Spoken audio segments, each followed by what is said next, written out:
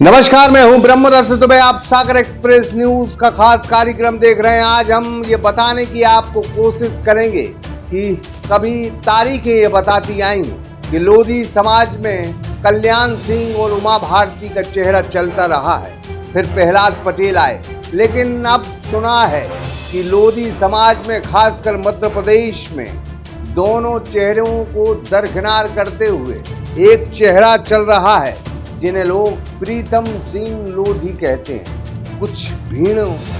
कुछ भीड़ की हम तस्वीर बताएंगे और लोधी समाज के अंदाज को भी बताएंगे कि क्यों प्रीतम सिंह लोधी आजकल लोधी समाज में सर्वोसर्वा हो गया।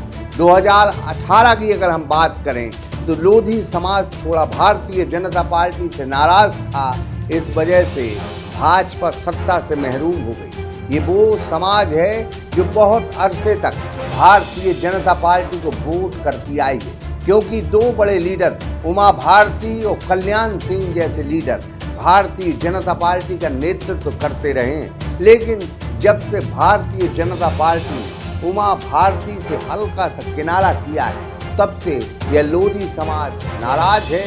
अब प्रीतम सिंह लोधी के साथ ये पूरा समाज खड़ा है। 2023 में विधानसभा के चुनाव हैं, ऐसे में भारतीय जनता पार्टी की अब मुश्किलें बढ़ सकती हैं, क्योंकि प्रीतम सिंह लोधी एक बेहतरीन चेहरे के तौर पर ओबीसी का नेतृत्व कर रहे और कहीं न कहीं भारतीय जनता पार्टी नुकसानी पहुंचाते दिख रहे हैं। तो देखिए इस खास रिपोर्ट को और समझने की कोशिश कीजिए कि 2018 की दल या फिर चलेगा लोधी समाज 2023 वही चले। तो देखिए खास सागर एक्सप्रेस न्यूज के साथ।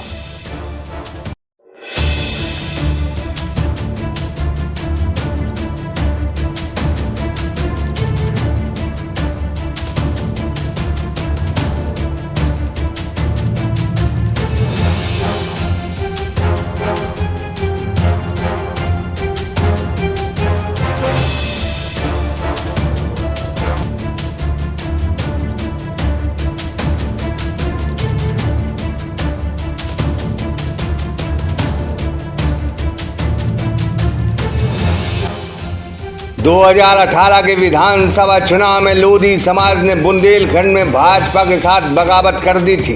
नतीजा यह रहा था कि भारतीय जनता पार्टी सत्ता से महरूम हो गई। यह समाज बहुत हद तक भाजपा के साथ खड़ी रही है। वजह है कि यूपी में कल्याण सिंह भारतीय जनता पार्टी के बड़े नेता हैं, साथ में उमा भारती के चेहरे के साथ यह समाज भाजपा के साथ खड़ी रही है। इसके बाद प्रहलाद पटेल ने भी एक बड़े नेता के रूप में भाजपा में एंट्री की, लिहाजा यह लोधी समाज भाजपा के साथ हमेशा खड़ी दिखी। लेकिन अब लोधी समाज में एक नए नेता ने जन्म ले लिया है, जिन्हें लोग प्रीतम सिंह लोधी कहते हैं। ब्राह्मण समाज पर टिप्पणी करने वाले यह नेता रातों रात सुर्खियों में आए। भाजपा संगठन के सामने इन्हें माफी मांगी, लेकिन इसके बाद भाजपा से 6 साल के लिए निष्कासित हो गए। बस यहीं से वो लोधी समाज की आंखों के तारे बन गए।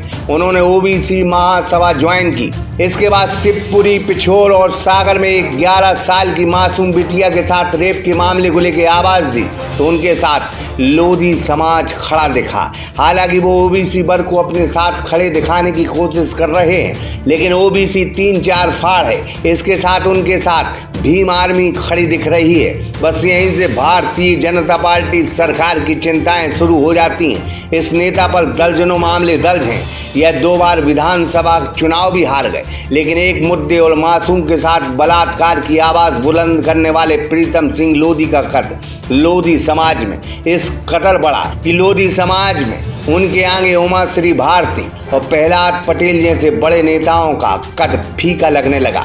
वो फिलहाल सरकार के खिलाफ जबरदस्त आग उगल रहे हैं। प्रीतम सिंह के लिए भीड़ भी जुट रही है, उन्हें जनता सुन भी रही है। लिहाजा इस वक्त वो ओबीसी के सबसे तगड़े नेता के तौर पर उभर कर सामने आए हैं। अगर सब कुछ ठीक रहा तो यह नेता भाजपा को आने वाले 2023 के चुनाव में हैरान परेशान जरूर कर सकता है। प्रीतम सिंह लोधी की लोकप्रियता देखकर बरसों से नेतागिरी कर रहे प्रहलाद पटेल, जो केंद्रीय मंत्री हैं, पूर्व मुख्यमंत्री उमा भारती का कद उनके सामने कहीं बौना नजर तो नहीं आ रहा। इसका जवाब शायद 2023 में लोधी समाज विधानसभा चुनाव में जरूर देगा। लेकिन एमपी में वर्ग संघर्ष, जातिवाद की राजनीति बिल्कुल उफान पर है और चरम पर है। सागर एक्सप्रेस न्यूज की ब्यूरो रिपोर्ट।